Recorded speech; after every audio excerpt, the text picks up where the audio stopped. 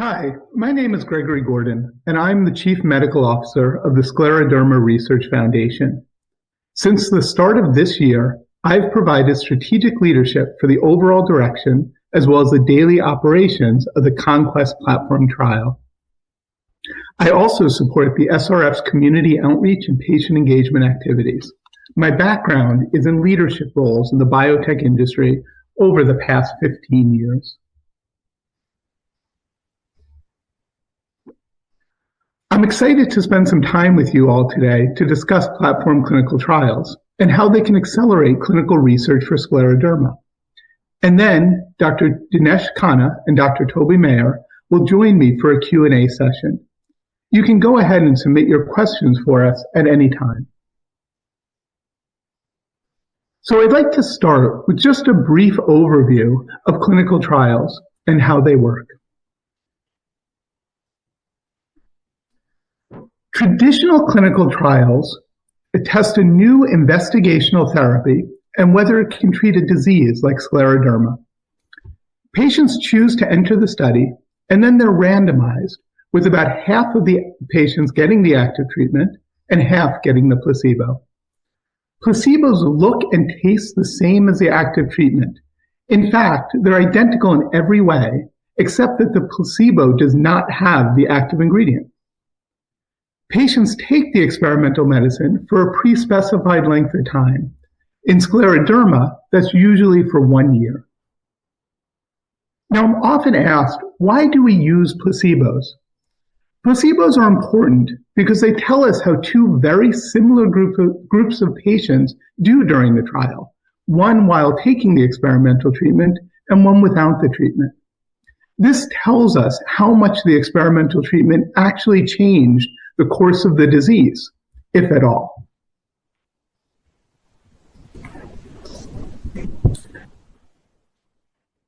Now, what I'm really here to talk about today are platform studies.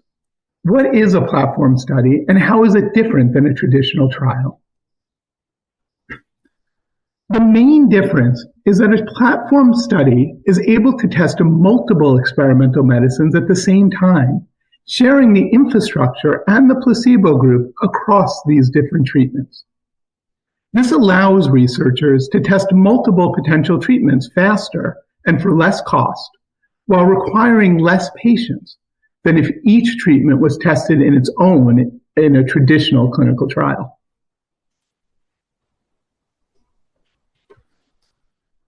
The main innovation of a platform study is that centralized infrastructure that can be used repeatedly. In a traditional clinical study, it starts with a process of startup. This is the time needed to identify the doctors who will take part in the study, make sure they have all the equipment and expertise, and if they don't have the right equipment, making sure they get it, setting up contracts with the sites, and finding all the vendors you're going to need to successfully run the trial. It can be a long and expensive process. Once you finish that startup process, you then run the study, which again, traditionally in scleroderma, would be 1 year of treatment for the patients. Then at the end of running the study, you then have a wind down phase where you collect all the data and close out the study. It's not very efficient, and I've heard an analogy for this used. It's almost like building a soccer stadium, an entire soccer stadium, just to play a single game. And then at the end of the game, you tear down the stadium. In a platform study, you still need to create that initial infrastructure and go through all those processes of finding the doctors and setting up the study. But in a platform study, once you finish that startup process, you can test multiple potential treatments. There's really no limit to the number of treatments you could test. And in theory, a platform study could continue into perpetuity. In reality, though, at some point you'll stop. You will have tested all of the medications that you wanted to test or you had to test, and then you would stop and close out the study.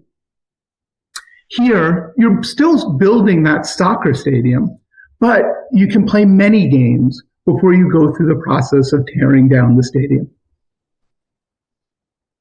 Now, in addition, As part of that centralized infrastructure, you can use a shared placebo group. You can basically use one placebo group to act as a comparison for all of the different therapies you want to test. What this does is it allows less patients to be assigned to placebo, and overall, less patients are needed to complete the study. So in a traditional clinical study, about half the patients are randomized to the active treatment and about half to placebo. In a platform study, some patients will be randomized to treatment A, some patients to treatment B, some to treatment C, and then some to placebo. Meaning overall, many more patients will be randomized to get one of the active treatments you're testing than in a traditional clinical study.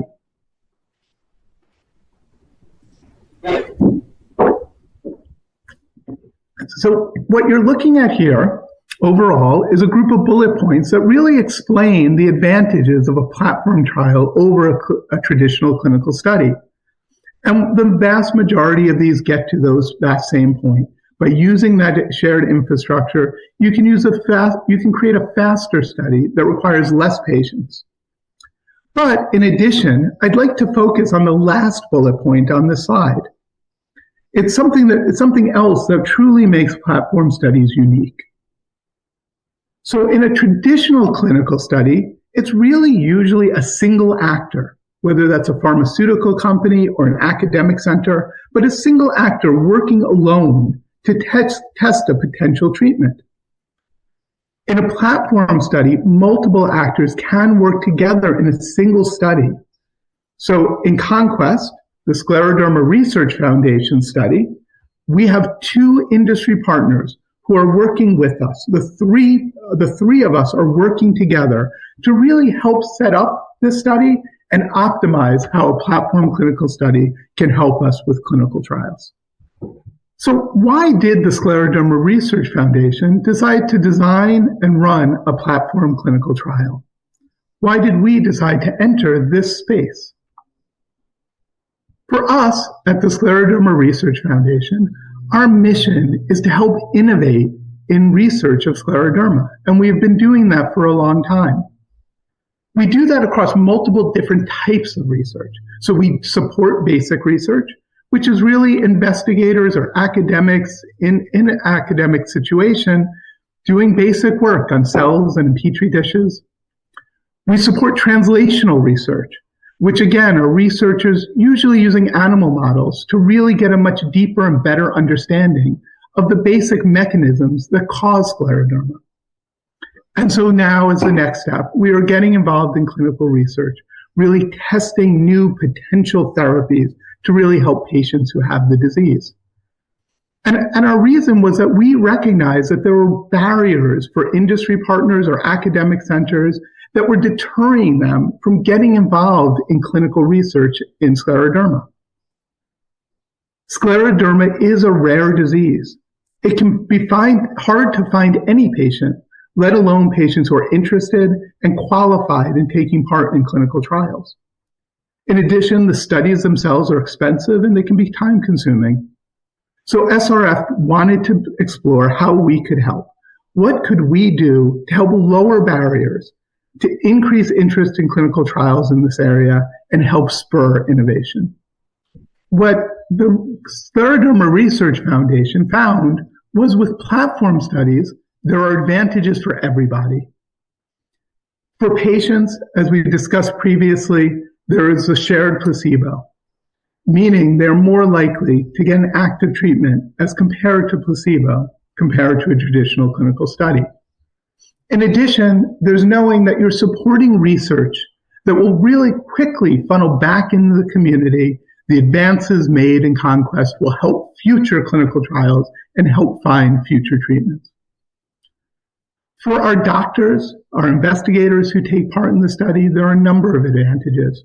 One, again, by helping us open this infrastructure, by being part of this effort, they still, again, have to go through that initial startup process to take part in the study. But once they have done that and their site is open, it will continue with multiple treatments. They will have access to multiple experimental treatments in the study that they can use and help with their patients. And then the other thing that is important for our investigators, as you'll see shortly, Conquest truly is a global effort. It's a worldwide study. We are creating a worldwide group of investigators, community of investigators, who are going to take part in the study and test these medications. And by being part of Conquest, these investigators are part of that global community. For the scleroderma community as a whole, I think the first bullet point up there on the side is really a unique and important one. In this study, the data from patients who get the placebo will actually be owned by us at the Scleroderma Research Foundation. This will create a very important and unique database, which we will make widely available to researchers and the community as a whole. What makes this database unique is that this is data not just on scleroderma patients, but a specific subset of scleroderma patients who choose to take part in clinical trials. We can use this data to better understand the natural course of their disease and to better design clinical studies. Ultimately, studies that are faster, smaller, and more likely to succeed. The last bullet point is also important for the scleroderma community. We know in designing the study and running the study, the Scleroderma Research Foundation will use our most important resource, our patients, in the most efficient and meaningful way. And finally, although not up on this slide, there is also advantages built in for industry. Once we've successfully built the infrastructure of this platform study, it'll be easier and faster for industry or academic partners to take part in scleroderma research. By hopefully lowering barriers to conducting this research, we will increase the number of people taking part and find more potential treatments for scleroderma. And so finally, what is Conquest? What is our study, and what does that look like? So as I've said previously, Conquest is a large international multi-center, multi-regiment platform study. We're going to be looking at both the safety and efficacy of multiple different investigational products to see if they can successfully treat scleroderma. So in this first iteration of the Conquest study, we are using interstitial lung disease as the primary outcome of the study. Now, to be clear, we do think these two molecules may help with multiple aspects of scleroderma, and we are testing and monitoring other aspects of the disease. So we will be looking at skin scores and other outcomes. We use the interstitial lung disease as a primary outcome, mostly because it's fairly easy to measure using vital capacity. Conquest is a global trial, and we will be everywhere across the globe. So we have begun to recruit patients, and we've started a couple of sites here in the United States. Shortly, coming online second will be Japan, and we'll be starting sites there. And then really starting in the middle of summer, we will begin to open sites in Europe. A number of countries such as Poland and the United Kingdom will come online in the middle of summer, and then sort of marching across Europe into the fall. By late fall, early winter, all of our sites all over the world should be open. And it really is global. We have many sites in many countries in Asia, such as China, Japan, Taiwan, Thailand, Malaysia. We are going to be in Israel, across Europe. We have multiple countries coming online in South America. So truly a global group of investigators and physicians.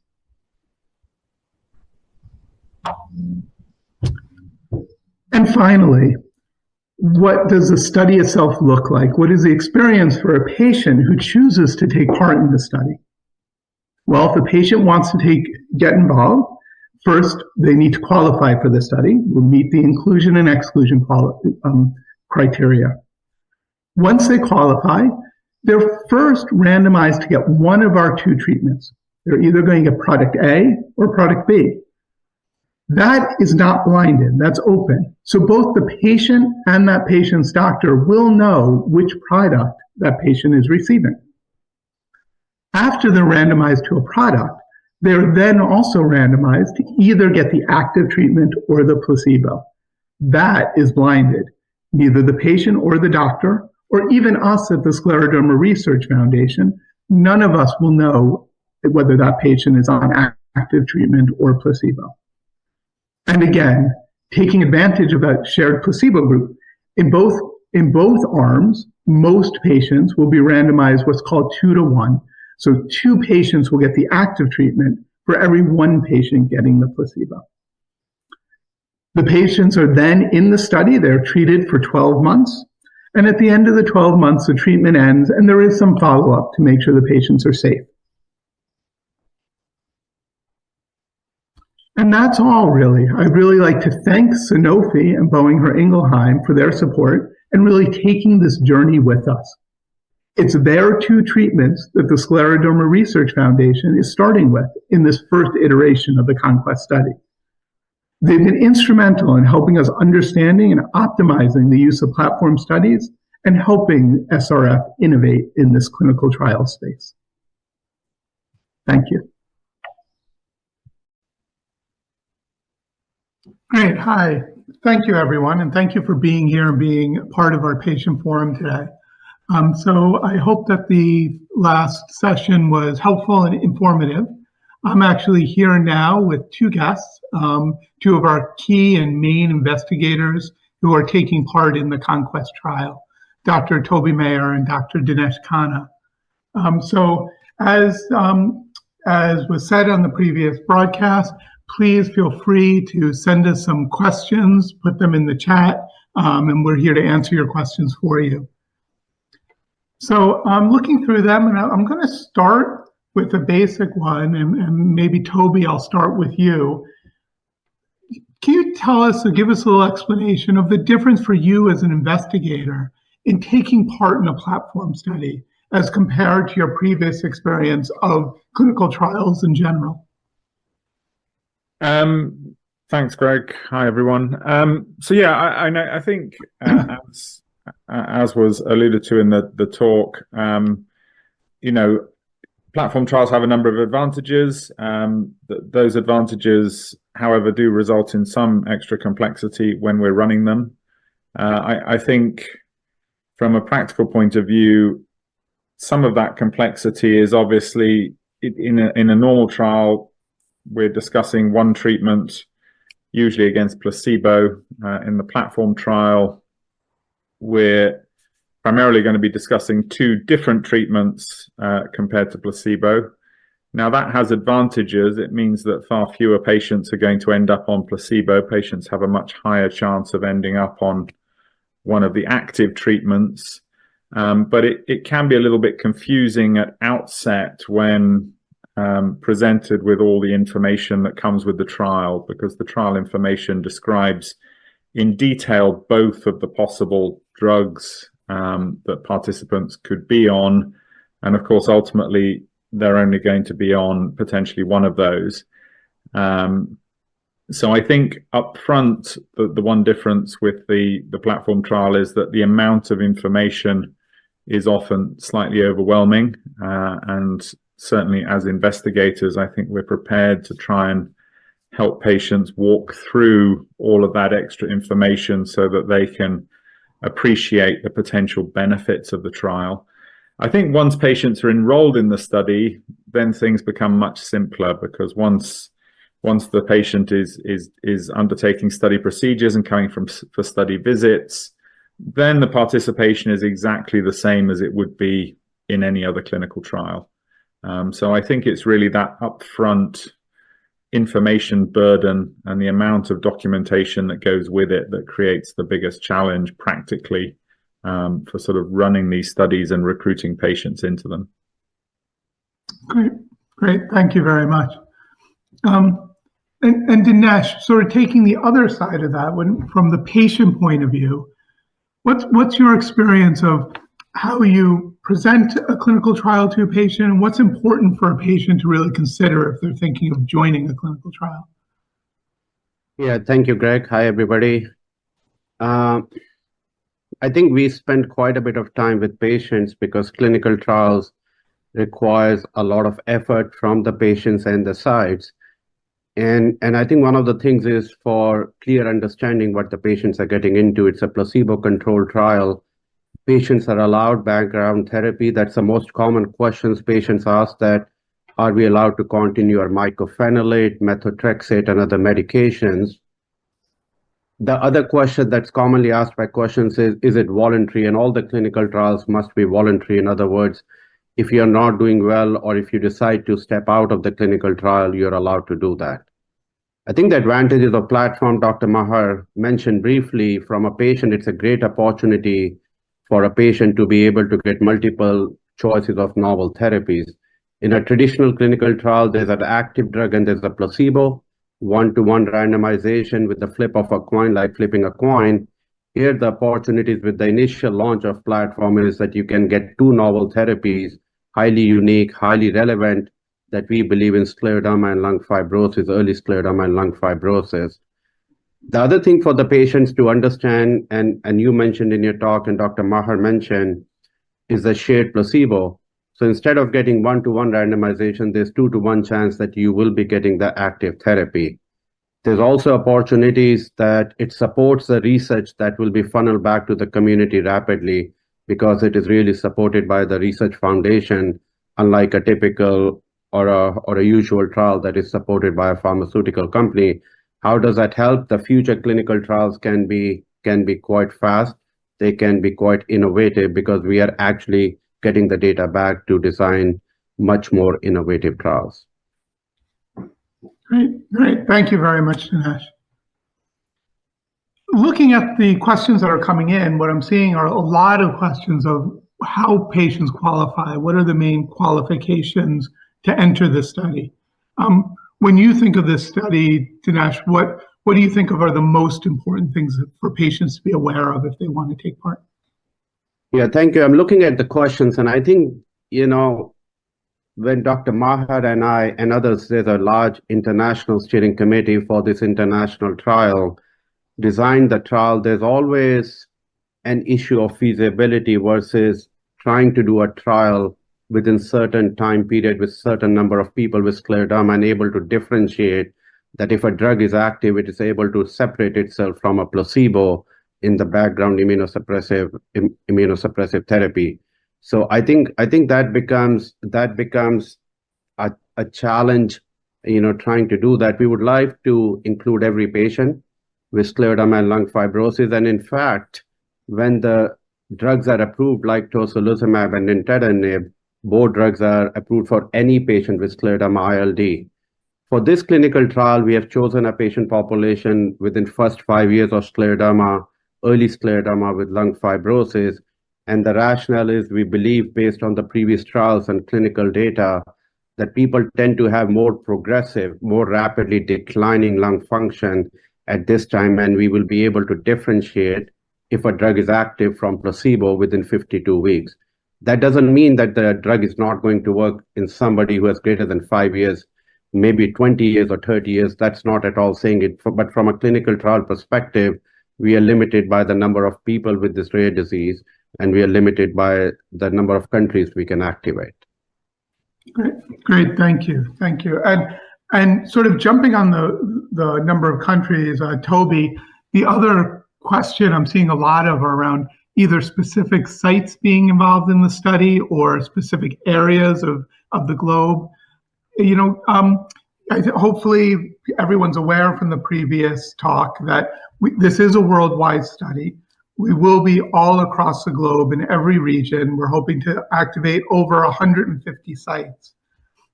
If a patient wants to know if there's a site near them or if their particular doctor is involved, how do they go about that? How would they find out that information?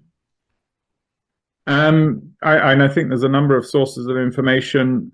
So obviously the Scleroderma Research Foundation website has information, so certainly recommend that people go there. I think a second source of information is a website, www.clinicaltrials.gov, which is a US NIH-funded website that essentially lists all trials that are running across the world, basically in any disease. But you can use that to search, specifically for scleroderma ILD, and then you can search by your local area to find clinical trials that are running in hospitals near you. And with the Conquest trial, you would be able to find the specific sites that are involved through that website as well. And then I'd always recommend talking to patients' own physicians. Their rheumatologists and pulmonologists should also be able to help them find clinical trial sites, whether that's at their own treating hospital or another hospital within their locality. Great.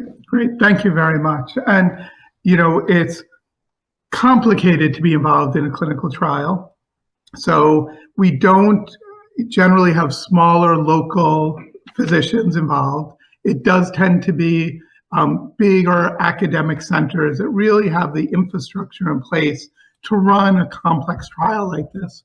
But if you do have a local doctor and you want to go to, you'd be involved in the study, you can be referred to one of the centers. We're always happy to take referrals from local physicians into the study and into one of the centers. Dinesh, if a patient is interested in seeing you, coming to your center, how do they go about it? How do they reach out? There are different ways to do it, Greg. The first thing is usually the referrals comes from their local rheumatologist or pulmonologist. And like you highlighted, this is a little bit complicated, but Dr. Maher, myself, and others at different academic centers have multidisciplinary clinics where we have a pulmonologist, a thoracic radiologist, a rheumatologist that are involved in the care of people with early scleroderma with lung fibrosis. So the most common way we get referrals is people reach out or the physicians reach out with a referral. We are starting to see more and more referrals coming directly from clinicaltrials.gov. Like Dr. Maher said, as the sites get activated, the clinicaltrials.gov keeps on updating on the sites and the contacts that are active. And a lot of time patients go to those sites and, reach out to us. And of course, then there's social media that the patients can, always DM you on the Twitter or X, whatever you want to call it these days, and, say that they're interested in the clinical trials. So like you stated, talk to your physicians, look at the SRF Cure website, it's constantly being updated. There are great opportunities for participating. And I also want to highlight, because Conquest is an international effort, there are resources available, right, Greg, for the cost and the transportation and the hotel stay for the patients to come from far away. Michigan, Ann Arbor has a population of 150,000 people, and we see patients coming from 6 to 8 hours away. But Conquest and other trials have provided the support for patients to come there, stay in the hotel, and other incidental costs that may be associated with participation. Great, thank you, Dinesh, and that's absolutely right. We if you choose to take part, a patient chooses to take part and they qualify for the study, we would cover all the costs of actually being in the study. We would never allow that to fall to the patient themselves. So thank you. So another question we've gotten, and this one maybe Toby, I'm interested in your thoughts, where obviously, as I mentioned in the talk, our primary endpoint here is lung function, pulmonary function tests. And being a pulmonologist, what other aspects of scleroderma do we measure in the trial, and why do we choose the pulmonary aspects as a primary endpoint? Yeah, and that's a good question. And there are some technical reasons why we've chosen it. So obviously, when we run a clinical trial, we're trying to prove that a drug is both safe and effective. And whilst it might seem obvious as to how one measures effectiveness, it's actually in practice quite difficult to do it in a way that reassures the FDA that a drug is working. And so for scleroderma, the forced vital capacity has proved to be a very good measure of change in lung function or change in lung fibrosis. And it's one that is recognized by the FDA as a way that a drug can get approved for scleroderma. Of course, for patients, they're very interested in quality of life, but also the skin thickening, the manual dexterity. And those are things that we're trying to measure in the study, but the tools that we have to quantify them aren't as reliable and robust as the forced vital capacity, which is what we use for the lung. So the study is primarily focused around the lung and the lung function requirements, but at the same time, we will collect much more information about scleroderma in general, and we will look at all of those things that are of interest to patients, including the skin thickening and the disability that's caused by that. Great. Thank you very much. Thank you for the explanation. So unfortunately, I believe we are out of time. So I really want to thank both of you very much for taking the time, being here live to answer our questions. And for the audience, if you have further questions, please feel free to reach out. And we are here to help. And if you're interested in being involved in the study, please let us know. Thank you. Thank you, everyone, very much.